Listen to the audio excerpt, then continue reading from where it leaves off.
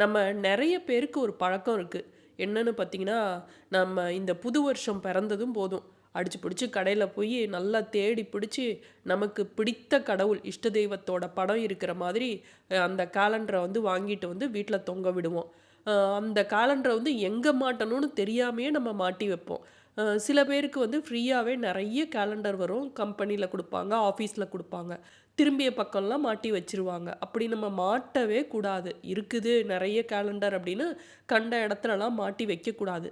கேலண்டருக்கு போய் இவ்வளோ முக்கியத்துவம் கொடுக்கணுமா? என்ன ஒரேடியா உங்க பதிவுக்காக பார்க்கணுங்கிறதுக்காக சொல்லிக்கிட்டு போறீங்க அப்படின்னு கேட்பீங்க.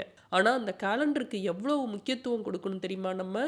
இதுக்கு காரணம் என்ன அப்படின்னு பார்த்தீங்கன்னா, "காலம் பொன் போன்றது, கடமை கண் போன்றது" அப்படின்னு முன்னோர்கள் சொல்லுவாங்க. ஏன்னா, நம்ம வந்து நேரத்துக்கும், காலத்துக்கும் அவ்வளவு மதிப்பு கொடுக்கணும். நாள் வந்து போனா திரும்பி வராததுல ஒண்ணு, நாளு, நேரம் இது மாதிரி அப்படின்னு சொல்லுவாங்க.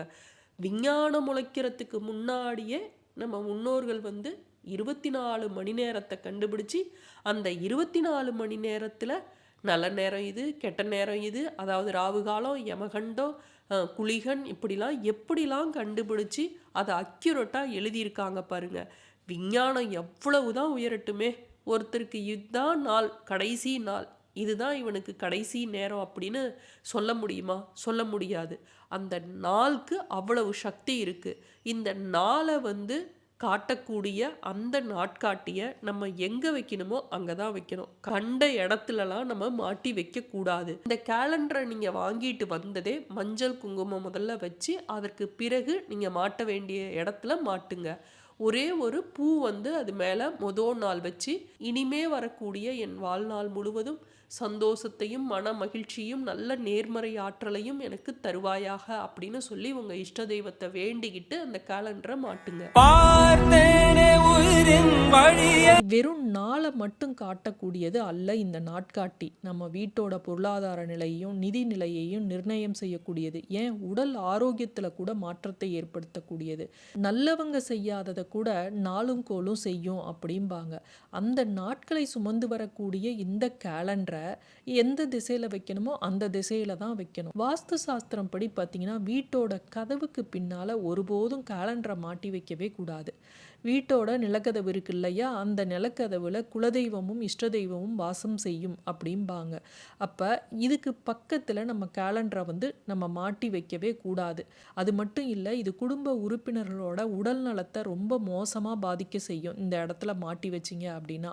அதனால் கேலண்டர் வந்து அந்த இடத்துல மாட்டக்கூடாது. அடுத்தது கேலண்டரில் அந்த ஷீட் இருக்கு இல்லையா, அது வந்து ஒவ்வொரு பேப்பராக பறந்துக்கிட்டு இருக்கும் சில சமயம். அது மாதிரி பறந்தது அப்படின்னா அபசகுணம் அப்படிம்பாங்க. அதில் வந்து ஒரு சின்ன பின்னு அட்டம் குத்தி வச்சிருங்க காற்றுல பறக்குது அப்படின்னா. அடுத்தது சுவாமி படங்கள் போட்ட கேலண்டரை வந்து பூஜை அறையில் மாட்டி வைக்கிறேன், நான் சாமி கும்பிட்றேன் அப்படின்னு சொல்லி அதில் சாமி படம் இருக்குங்கிறதுக்காக அதை வந்து பூஜை படங்களோட வச்சு அதை பூஜை செய்யக்கூடாது. ஏன்னா கொஞ்ச நாள் கழித்து அந்த வருடம் முடிஞ்சதும் நம்ம அதை தூக்கி போட்டுருவோம். அப்படி நம்ம தூக்கி போட்டோம் அப்படின்னா, அதை குப்பையில் போடுறோம் அப்படின்னா, நமக்கு ஏற்பட்ட ஒரு நேர்மறை சக்தியானது நம்மளை விட்டு விலகி போனதாக அர்த்தம். அதனால் இந்த மாதிரி தூக்கி போடுறதுனால நம்ம அந்த இடத்துல பூஜை அறையில் நம்ம வச்சு வழிபடக்கூடாது.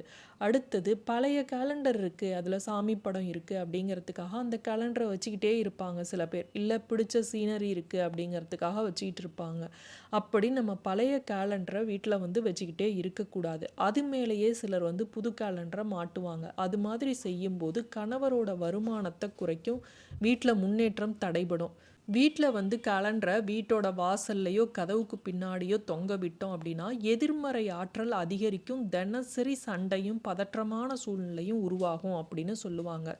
கேலண்டரில் வந்து அகோரமான படம், சோகமான படம் இதெல்லாம் இருக்கவே கூடாது. அத்தகைய கேலண்டர் வந்து வீட்டில் இருந்தது அப்படின்னா வாஸ்து தோஷத்தை உருவாக்கும், வீட்டில் எதிர்மறை ஆற்றல் அதிகரிக்கும்னு சொல்லுவாங்க. அப்புறம் கேலண்டரில் பார்த்திங்கன்னா இரத்தக்கரை படிந்த போர்க்காட்சிகள், பாலடைந்த கட்டிடங்கள், காஞ்சி போன மரம், ஆவேசமான விலங்குகளோட படம் இதெல்லாம் இருக்கவே கூடாது. இது வந்து ரொம்ப அபசகுணமாக சொல்லப்படுது.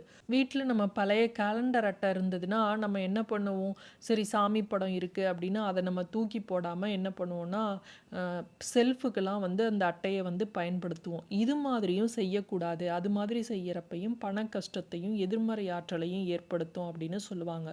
கிழிந்த நாட்காட்டியை வீட்டில் வைக்கக்கூடாது. இது வாஸ்து தோஷத்தை உருவாக்கும் அப்படின்னு சொல்லப்பட்டுள்ளது. இப்போ நம்ம எந்த திசையில மாட்டணும் அப்படிங்கிறத நம்ம தெரிஞ்சுக்கலாம். வீட்டோட எல்லா இடத்துலையும் சாமி படங்களை மாட்டாதீங்க. நான் ஏற்கனவே சொல்லிட்டேன். இப்போ வந்து தெற்கு திசையை நோக்கியவாறு வீட்டில் இருக்கக்கூடிய கேலண்டரை நீங்கள் மாட்டவே கூடாது. வடக்கு சுவரில் கேலண்டரை மாட்டுனா தெற்கு திசை நோக்கி தான் இருக்கும். அதனால வடக்கு திசை சுவற்றில் நீங்கள் காலண்டரை மாட்டக்கூடாது. கிழக்கு பக்கம் இருக்கிற சுவத்தில் வந்து கேலண்டரை மாட்டுனீங்க அப்படின்னா மேற்கு பார்த்தவாறு இருக்கும். அதனால் மேற்கு நோக்கியவாறு இருக்கிறதும் சரியான முறை இல்லை. இது மாதிரி வீட்டில் இருந்தாலும் எதிர்மறை எண்ணங்களை உருவாக்கிவிடும். நானும் பல சமயங்களில் வந்து தெரியாமல் கேலண்டரை தப்பாக மாட்டியிருக்கேன். இப்போ வந்து நிறைய ஜோதிட சாஸ்திரங்களை படிச்சுட்டு அதில் எதில் சரியான இதை கொடுத்துருக்காங்க அப்படிங்கிறத தெரிஞ்சு இப்போ உங்களுக்கு நான் சொல்கிறேன். உங்கள் வீட்டில் இருக்கக்கூடிய கேலண்டர் எப்போவுமே வடக்கு பார்த்தவாறு இருக்கிறது வீட்டிற்கு அதிகப்படியான நன்மையை கொடுக்கும். அதாவது தெற்கு பக்கம் உள்ள சுவத்தில் மாட்டி கேலண்டரை வந்து வடக்கு பார்த்தவாறு இருக்கணும். இதுதான் சரியான தசை. தெற்கு சுவரில் மாட்ட முடியல அப்படிங்கிறவங்க மேற்கு சுவரில் கேலண்டரை மாட்டி வைங்க. அப்படி இருக்கும்போது கிழக்கு பார்த்தவாறு கேலண்டர் இருக்கும். இதுவும் சரியான முறை. மீண்டும் அடுத்த காணொளியில் சந்திக்கும் வரை நன்றி, வணக்கம்.